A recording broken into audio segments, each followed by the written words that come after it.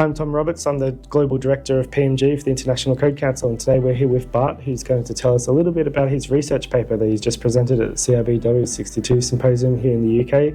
We're going to learn a little bit about him, how he got into the research field, and then delve straight into the technical paper and some of the research findings that he found in Belgium. So, Bart, I'll hand over to you to do a bit of an introduction, and we'll get to know you.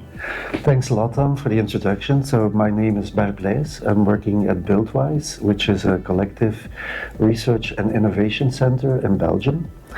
I got into research like 13 years ago, and to be quite honest, I followed my wife into it because before this job I was working more as an auditor. I was auditing plastic piping companies, all companies that are exporting to Belgium, and my wife was also in this company auditing other stuff like concrete, reinforced concrete products. And so we met there, and then she started to work for Buildwise first, and I followed her. Yeah, follow her around. Yeah. What's it like working with your wife? It's good. It has a lot of advantages. It has also some minor disadvantages, like a shared agenda, and so she can ask me to go running and see that I don't have meetings. Yeah, she can see your calendar. Yeah. But mainly a lot of advantages. It's really nice. We work in different fields also, so we don't meet a lot at work. Yeah, oh, that's good. So I've been doing research on water supply and drainage for 14 years now, and it's a really interesting field. I think a lot of people don't realize how broad it is and how many complex and interesting stuff is going on. They just think drainage, okay, it's simple. Just runs downhill. There's no science to it. Yeah. In Belgium, there's this misunderstanding that if you're not good enough for heating, then you end up in drainage, something like that. But it's completely untrue.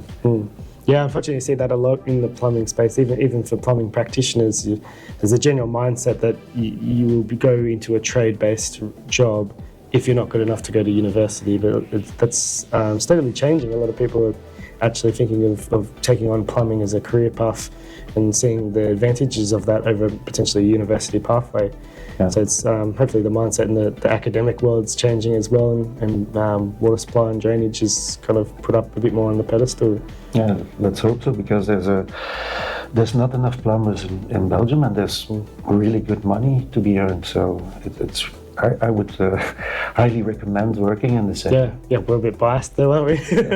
Yeah, that might be true, but even so.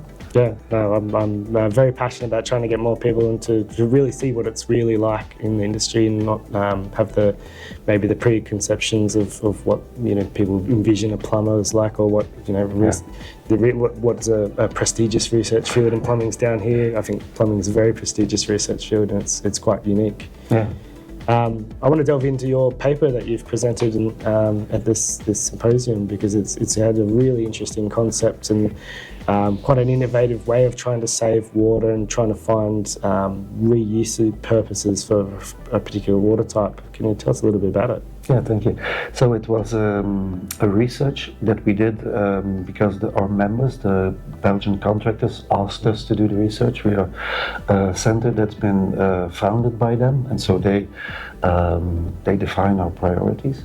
And so this was a research into the reuse potential of drainage water, or foundation watering, I think you say in Australia. Yeah.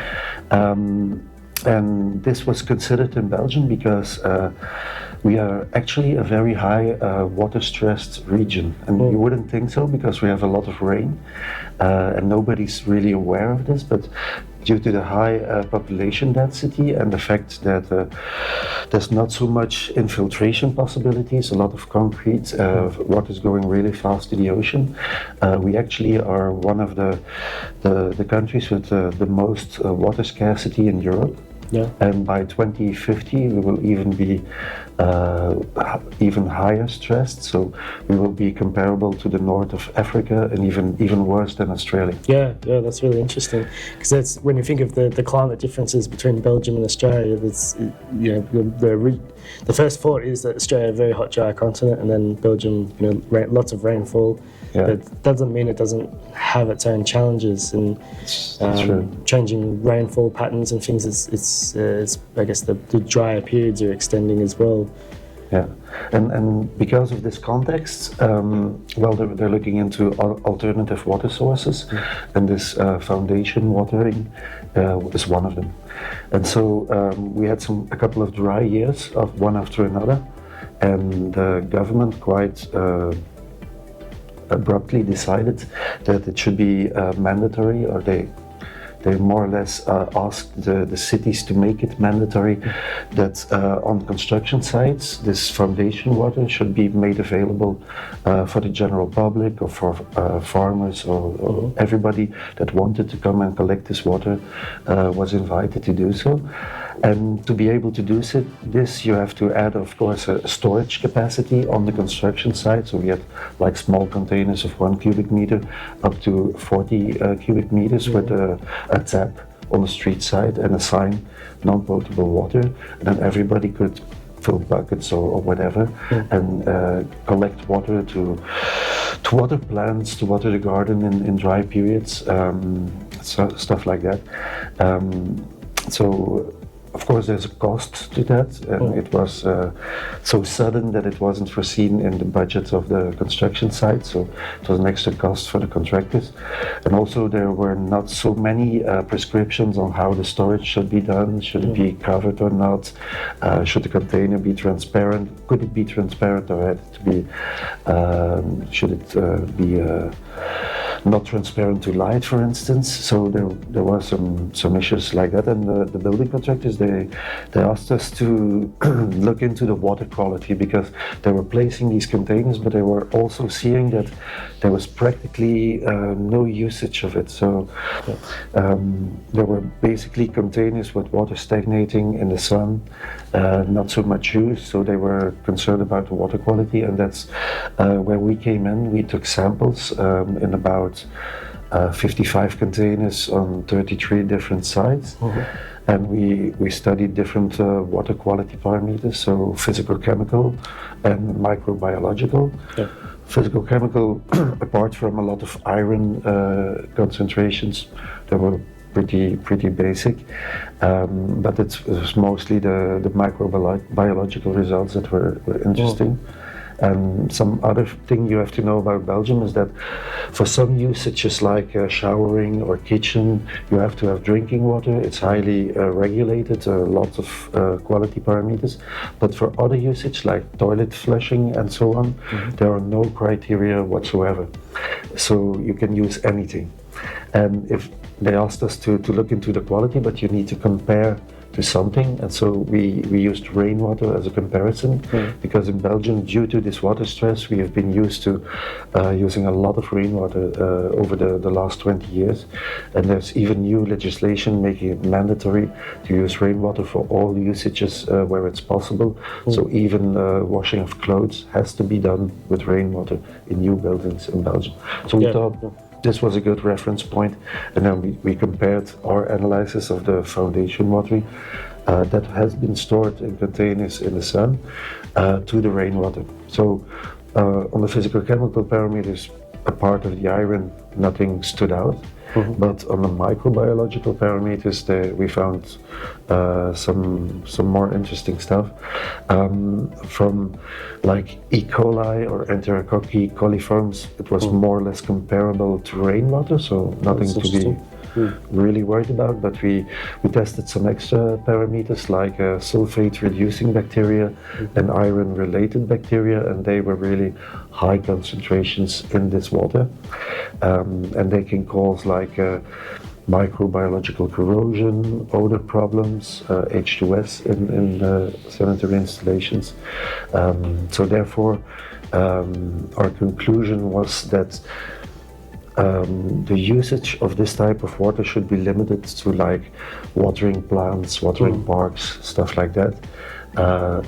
Definitely non-spray applications. Oh yes, to avoid the aerosolization. Yeah, to avoid the aerosols, and definitely not use it to fill up rainwater tanks like the government advised at one time. So we had really some impact with our research.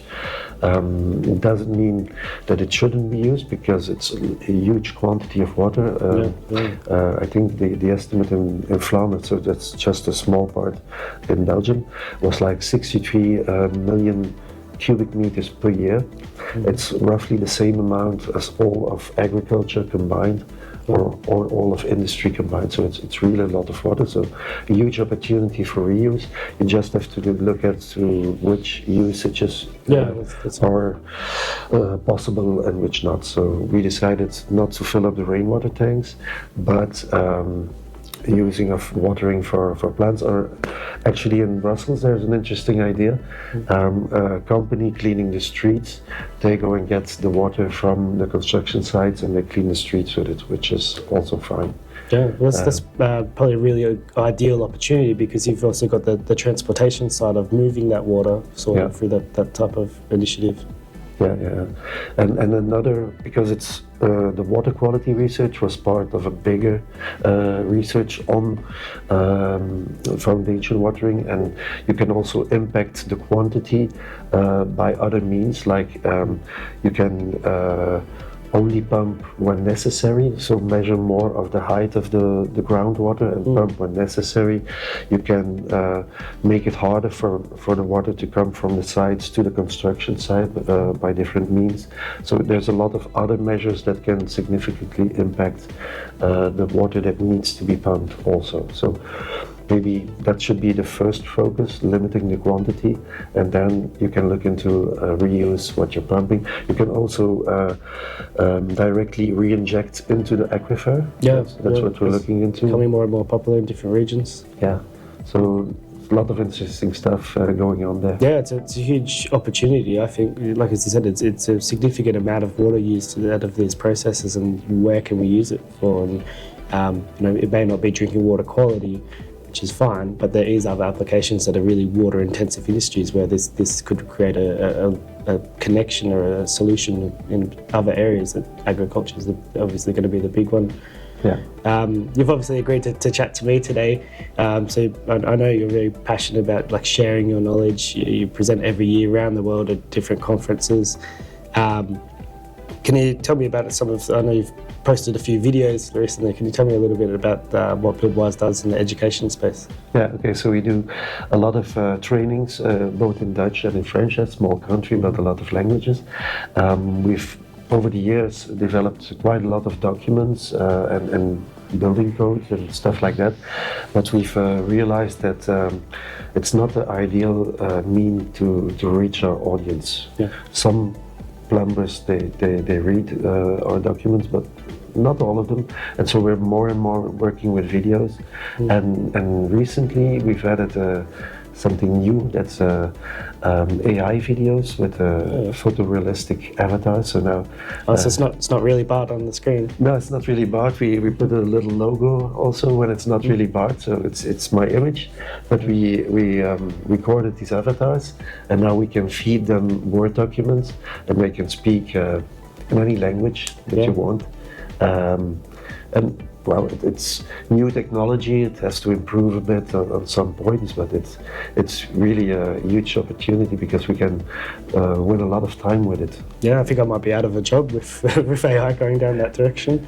Yeah, that's really interesting. Well, I'll wrap it up because I know you're very busy, but thanks again for having a chat to us. I'm going to jump on the opportunity to talk to you again when I see you, probably this time next year at the next symposium.